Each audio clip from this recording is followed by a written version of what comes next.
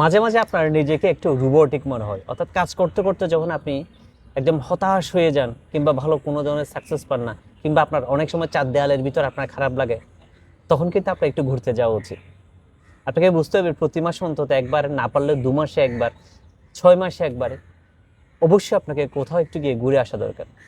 ঘুরে আসার জন্য আপনাকে যে কক্সবাজার চলে যেতে হবে কিংবা আপনাকে দেশের বাইরে চলে যেতে হবে তাও কিন্তু না। প্রকৃতির একটু কাছাকাছি যদি যান আপনি কিন্তু একটু শান্তি পাবেন। আপনার নিজেকে একটু সময় দেওয়া উচিত, কিংবা আপনার ওয়াইফকে নিয়ে আপনার একটু সময় দেওয়া উচিত বাইরে গিয়ে। একটু সময় যদি আপনি দেন তখন দেখবেন নিজেকে একটু রিল্যাক্স ফিল করছেন।